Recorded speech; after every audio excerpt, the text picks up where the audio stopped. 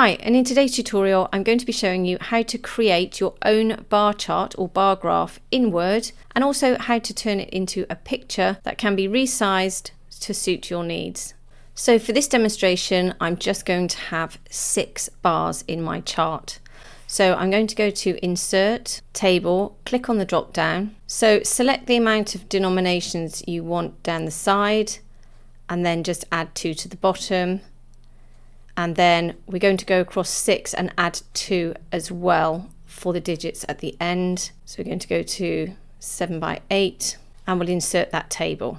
Now this all looks a little bit complicated, but don't worry. So the first thing I'll do is just press the return key, just in case we want to put a title in. And then I'm going to select the table, go to Table Design, go along to this borders icon here, click on the drop down, and I'm just going to View Grid Lines and then no borders. So what I've done now is I've taken all of the borders out of my graph and I've just got these grid lines. Now if you were to print this or save it as a PDF, these would disappear. This is just for your guides. So the next thing I'm going to do is I'm going to make my rows a little bit taller. So again, select the table by clicking on this top left square, go to Layout, and then in height here, I'm just going to select this and press 1 and then press Enter. The next thing I'm going to do while my table is selected is again go to Layout and go to this icon here, which is Align to Center, which anything I put in my cell will be aligned to the center. The next thing I'm going to do is just roughly put in my data. So let's say, for example, the first bar is just 3 of these columns high. Now this might be an odd way to do it, but stay with me. So I'm going to select these 3 cells here, go to Table Design, go to Shading, click on the drop down, and I'm going to select color of my choice. Let's select this color here, and then the next one I'm going to select a different color, and then obviously this is connected directly to your data, and you can increase or decrease the amount of cells that you use depending on what that data reads. Whoops. That's the other one. Oh, gone slightly darker. And maybe choose this one here.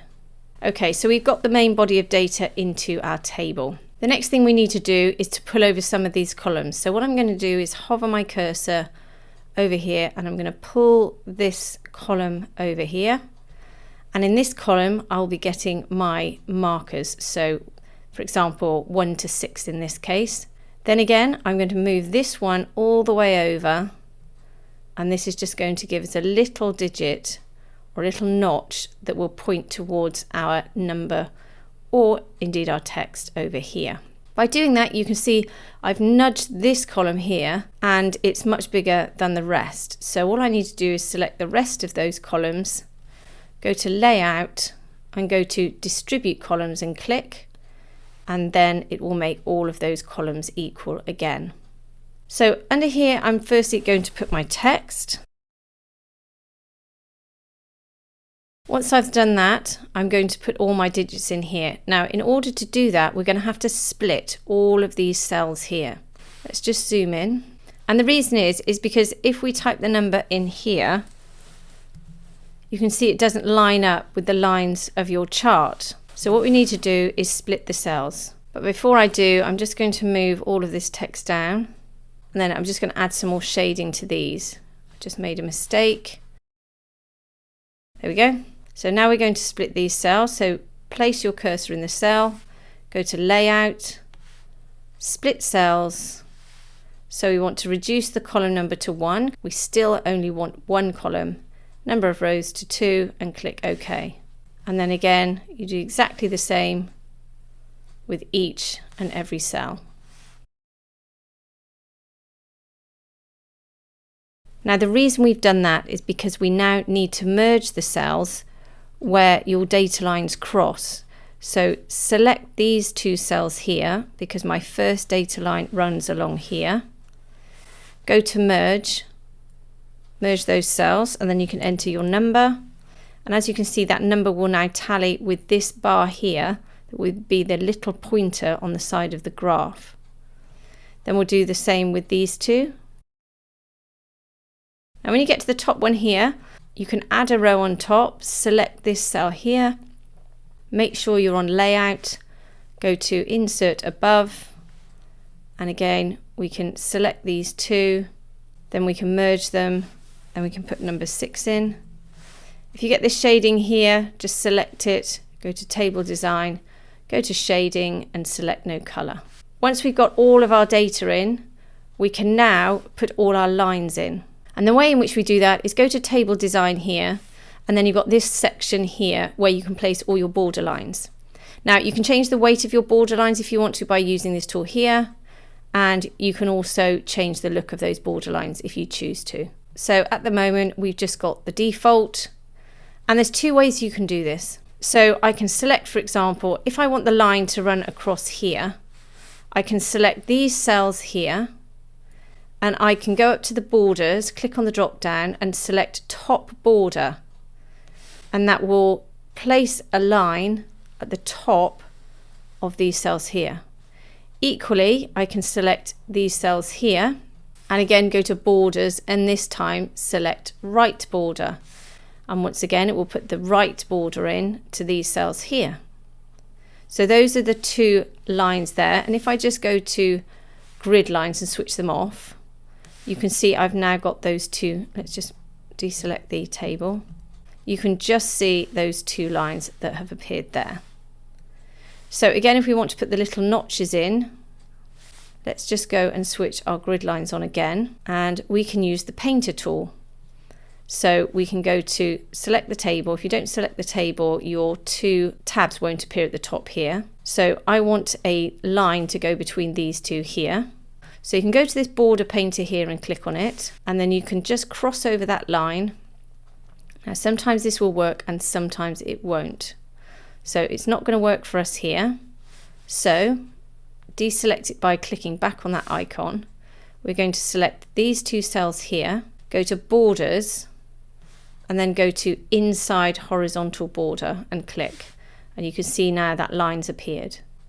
Do the same with all of these here, inside borders. We've selected it, so you just need to click on the icon, and you can see now all of those inside borders have been added. So let's switch off those grid lines, and there you have your graph. Okay, so if we want to add some lines left and right of our names down the bottom here, just select those rows, go to table design, go to border, and then inside vertical border. And then on the end one here, just select this cell here, just place your cursor in there because we want this line here. Just go to borders and place right border in, and it will place that right border in there for you. Let's go and switch those grid lines off, and there we go. Now if you want to add more detail, let's say you want some text inside these bars, all you need to do is go to insert, text box, draw text box, and then click and drag out the text box. Then just type in your text that you want in your bar. As you can see, this text box has a white background. It also has a black border. You might want to keep that. If you do, that's fine, you can keep it. But I'm going to get rid of it. So select the text box, go to shape format, go to outline and click no outline, go to shape fill and select no fill. And then all you need to do to turn it round is use this rotating icon here. Turn it round. It should click into position. There we go. And then you can move it onto your bar. Now with any text box, you can just adjust this text. Just make sure your cursor's not inside, or you'll have to select the actual text itself. Go to the Home tab, and you can go to the Increase Font Size tool here.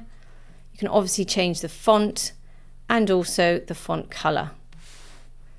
And then you can just pop that anywhere you want. I find it's best to use the Center Alignment tool here, just to make sure that your letter or your word is in the middle of your text box. And then you can make those adjustments. You can use your arrow keys to move them left and right. Perfect. Okay, so once let's just get rid of that. So once you've constructed your table, you might want to make some adjustments. One of those adjustments might be to adjust the width of this table. You can easily do that by selecting all of those columns. Don't select the ones here because obviously any smaller and you won't be able to see them. Then you can go to layout, and then you can go to width, And then you can just type in, let's say 1, press enter. And there you go, they will all shrink to 1. Now that doesn't seem to have, now the reason that's happened is because of the text at the bottom, because it wants to fit in all the text. So let's go to 1.5 and press enter. Let's go to 1.7, press enter. If you wanted it smaller and you wanted to reduce the size of the text, then you can do that as well. So once you're happy with your table, you can then save this as a picture, but the only way I've found how you can save this as a picture is by a screenshot. So let's zoom in. So down the bottom right of your screen, you've got this zoom bar here.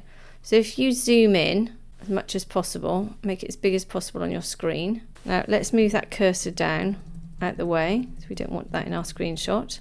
And then take a screenshot. Now on a Mac, this is Shift Command 4. And on a PC, it would be slightly different depending on which machine you're using. Click and drag over your graph, and then let's just zoom out. Then go to Insert, Picture, click on the drop down, Picture from File, go to your screenshot and select Insert. Once it's inserted, you won't be able to move it around, so you've got to adjust the wrapping. So select it, go to Picture Format, Wrap Text, click on the drop down and select In Front of Text. Once you've done that, you can move it anywhere in your document. The other great thing is you can resize it to any dimension without losing quality.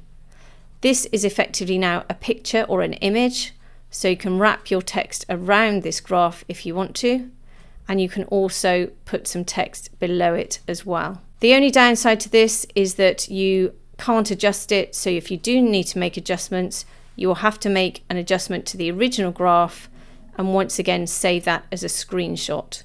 So don't be too quick to delete this graph. You may want to put it at the very end of your document until you've completely finished to make sure that you can make those adjustments if you need to. So I hope that's helped you today. If it has, please like and subscribe and have a great day.